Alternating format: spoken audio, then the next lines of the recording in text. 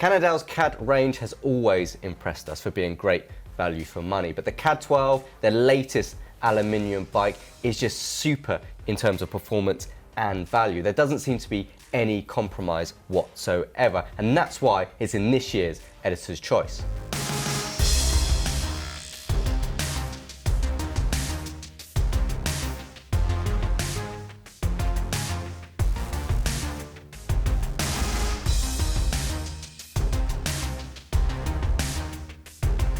So the Cannondale CAAD12 is an aluminium framed bike, and I think a lot of people maybe think that aluminium can't be that advanced, but Cannondale disprove that myth, don't they, with this frame? They certainly do, and for all my sins, please don't shoot me down. I'm not a big fan of aluminium. I've never have been, but the Cannondale CAAD12 has changed my mind. And Cannondale have over 30 years of experience of working with aluminium, and they had loads of modern technology they've now added to that history and expertise over the last 30 years to come up with the latest aluminium offering, the CAAD12.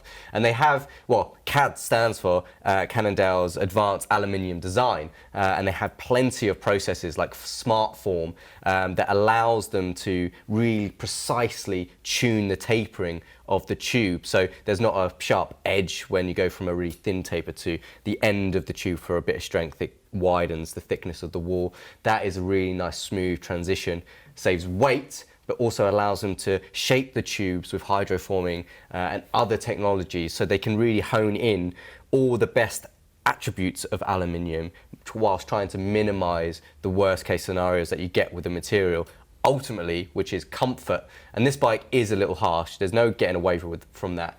Aluminium is a bit of a road buzz type of material, but Cannondale do a very good job in this, the CAAD12, to sort of minimize that as much as possible. Because I always like to think of it with the CAAD12, or the CAD range, is that when carbon came in and a lot of other brands jumped on that carbon wagon, just as aluminium was kind of getting to a point where, you know, it was getting really good. But Cannondale stuck to the course with aluminium, and the result is this frame, which is amazingly performance orientated. It's almost as stiff as carbon, really. It's fast, it's super strong, and it just shows what you can do when you have the technological capability and know-how to do it, really. Definitely, and I think the problem that the connotation of aluminium has is that it's cheap and robust. So why would you have that on a performance bike? But if you're a crit racer, for example, you don't want to spend a huge amount of money on carbon when there's a high risk of crashing. And once you've crashed carbon, there is a high risk of it cracking and failing, and you have to get it repaired or get a new bike. But with aluminium, you can push that stress a lot further. Obviously, it does wear and damage over time, like anything, but it has a much higher tolerance. And if you get the same performance level, which you do with the CAAD12, then it's kind of a no-brainer. So you don't have to spend as much money, and you get the benefit of, if you do crash, which kind of is inevitable, unfortunately, with racing especially, then you're not writing off the frame completely from the get-go. The good thing about the CAAD12 is that if you shop around, you can actually find it really, really cheaply. Like, this bike costs, complete with Ultegra, £1,899, which is around the ballpark for other bikes in this category that are very, very good. We scored this 10 out of 10 in the group test we did, with sub £2,000 bike. But if you shop around for the frame, you shop around for sales with the group set and the wheels and components like handlebar and stem, you can actually buy probably a sub £1,500 bike with probably carbon wheels and many other things to make it even lighter and even faster. So this bike weighs, as is now, 7.5 kilos, I think, 7.6 kilos.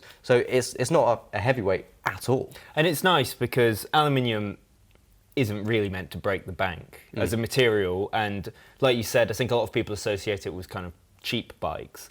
But it's associated with cheap bikes for a good reason, because it doesn't need to be expensive. And it's nice that the CAAD12 kind of embodies that spirit still, despite being really performance orientated. It doesn't cost the earth to buy. Yeah, definitely. But it's not all aluminium. It does have a carbon fork. And a full carbon fork, yeah. So it borrows the full carbon fork from the Super 6, which we know and love, and is another bike in our Editor's Choice this year, and has been for a couple of years, actually, because it's just an amazing handling bike. Yeah. But that's not the only thing it copies from its older sibling, I guess, its geometry is pretty much exactly the same. So you're getting that same ride feel, you're getting the same sort of compliance in the bends, just using a different material. So it kind of comes with that lightning handling that you know from the Super 6. Yeah, and they've tuned it well enough to be able to, you know, feel poised and ready and racy. It is stiff, and you know, when you want to go on the bike, you just stamp on the pedals and it'll propel you. It is almost like a rocket ship. And you can tell that the CAAD12 is actually part of the same family as the Super 6, because the two do look remarkably similar. I mean, it's got those skinny seat stays that are like classically Cannondale, really, and it's got that skinny 27.2 carbon seat post. Yeah, all to help with road buzz and trying to defend against the uncomfortable nature of aluminium. So, you know, the seat stays and how they're shaped and formed really shows what Cannondale can do with their, you know, processes in their factory. It just proves that aluminium can be manipulated in a way to make it how you want it to be, to add that compliance and add a bit of softness to the ride, where usually the material offers a lot of vibration. And it's a lovely looking frame, actually. It's got like a really punchy rear end, hasn't it? It's very like, it's quite squat, which it looks like it just should absolutely snap round corners. It does. It's very predictable in a sense. It's not skittish. It doesn't, you know, you're not going, oh, where the hell am I? And it's a nimble ride, and it's a racy bike, which again is great for crit racing and being in a bunch.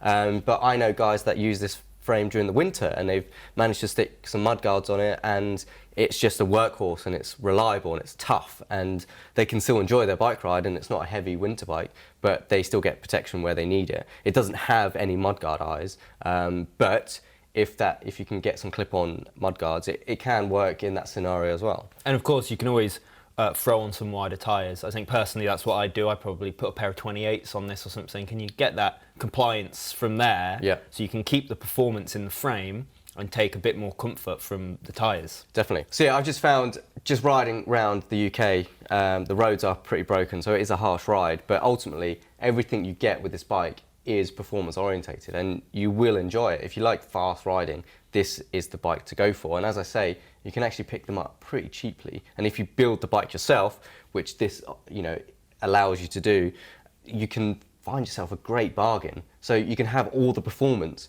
that you want from the Super 6 High Mod, for example, just at a fraction of the price, which makes complete sense to me.